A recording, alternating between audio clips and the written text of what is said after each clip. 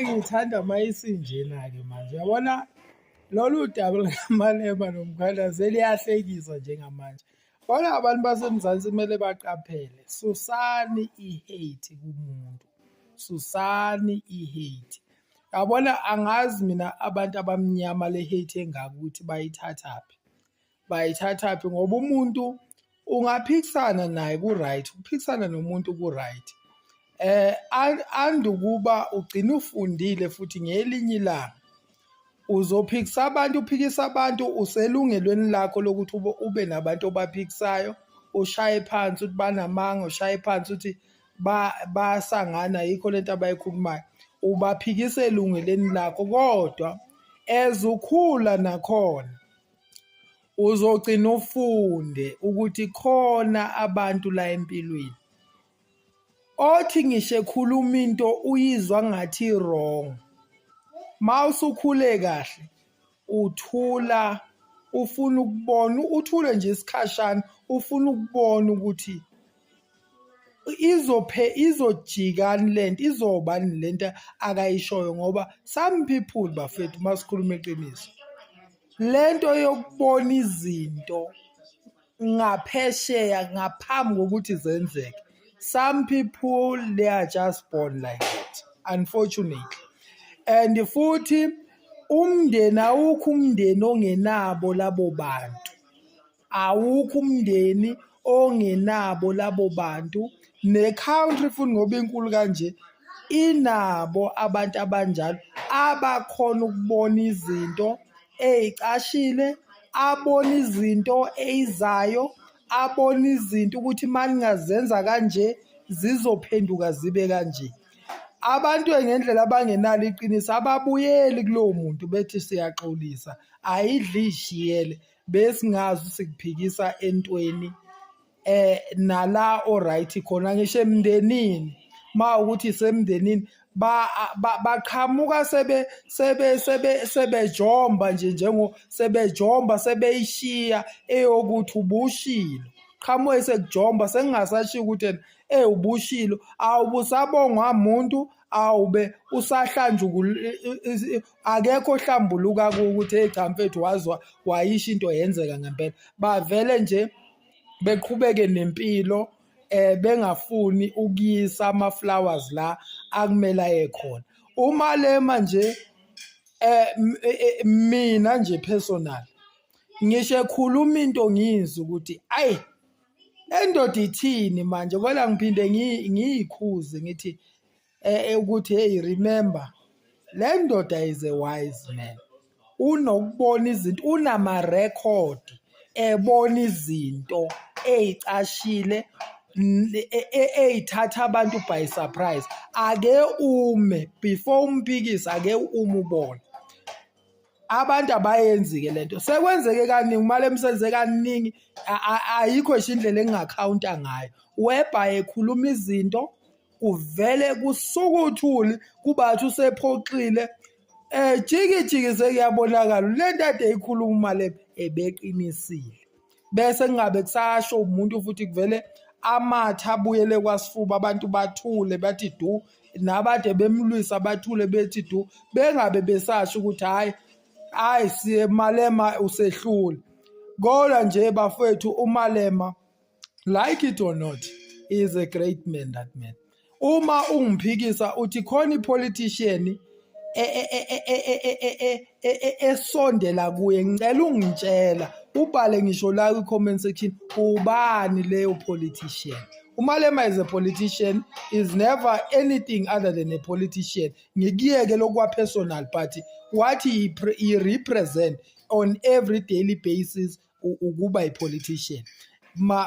To any politician, yipi politician esondelayo kuyena. Mina ngesingami ngayi ukuthi ngoba ngimthanda uMalema upowerful, he's a great man, that man. Futhi lokho powerful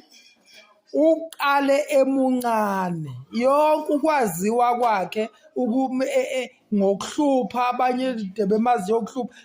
uvele uyiqale lento emincane, uvele kanje ngeke futhi umshintshe akesabi muntu futhi another thing iThebele uyazi akasabi mZulu akasabi lutho into uyiqonda ngqo nana lento ke yokuthi abantu abazi ukuthi umuntu mawumthanda ngeke umcorrect lokho kusuke kusho ukuthi kuma levels okuba very principle awukakafinyeleli usengakwazi ngisho ukuthi umngane wakhe adlwengula ingane ena 10 years umfihle uzumnike ngisho imali ukuthi aye kwelinye izwe umenzele ipassport aye kwelinye izwe usuke ungekho vele principle awukakafiki kulawo ma level kodwa khona abantu othi ngisho umngane wakhe mawungenza into wrong uyena oyobe point amaphoyisa kuwena ngoba lento ikuye ikunembeza wakhe ukuba principle so like that man uMalema uprinciple ngenye indlela futhi mina nje angifihli amongst everyone is a number 1 la eMzansi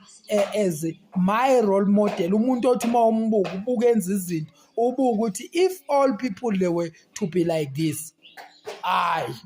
whereby into ongayithandi into yiyo whether kunamavoti ayalahleka or kukanjani uba yileyo nto into obhilivela kuyo uyiveza njengoba injalo so that umuntu okwamukelayo akwamukele kwazi ongahambisani nawe engakwemukeli baningi nje abesebesizakala ngalokho ngizwile nje uDr Mbuyiseni Dlozi naye unebitha yokuhamba kwakhe kwi-EFF ngeke ehlale engabina usekhuluma indirect ukhuluma ngoMalema ukuthi uyimess akekho umuntu owenza imess ukuthi nje manje mayesebona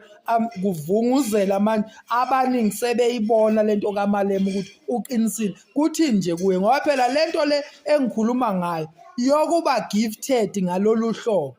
ayidingi doctorate ayidingi doctorate ungaba yiyo second year ungaba yiyo ungakazi usingena isikole lento mawuyiyo uyiyo uzalwa nayo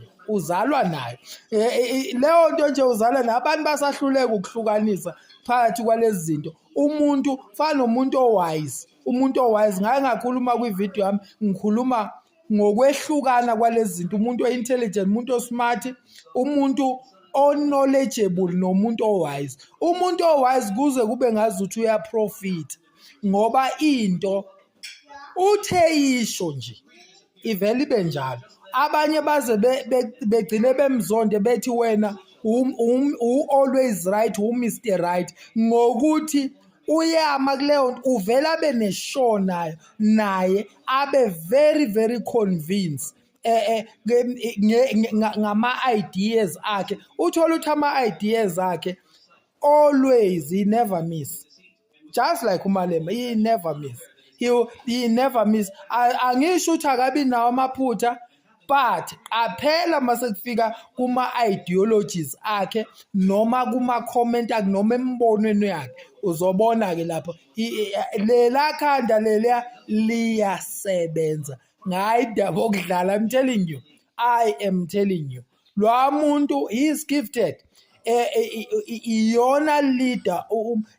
engasho ukuthi saphiwa yona is gifted baningi bamzonda baloko asikuthuki sibadala masibangaka webhayisazi ukuthi abantu bavele babe yi-opposite kuyinamhlanje ngisho abantu ababezama ukubasiza ukusiza umuntu omnyama kuyinamhlanje sihamba phe kwabo abanye bamoshakelelwa ubusha babo ngisho Nelson Mandela they never enjoyed ubusha babo ngenxa yokuthi babezama ukusiza umuntu omnyama siyazi mawukathi uzama ukusiza lesizwe lesi sabantu abamnyama uphenduka uzondwe uphenduke sometimes kube wena osusenkingeni kodwa nje it goes without saying uMalema is powerful futhi uqaphela ukatheka umuntu who is powerful uphambana nayo sometimes shada uhlakaniphile the day uatheka abantu abapowerful abasmart the otherwise it's the day ku develop ukuba foolishness kuwe and then later by uzobe a fully formed fool and then indaba yakho iphele kanjalo ngokuthi awukhona ukucupha iy'khala ukwazi abantu aba-powerful.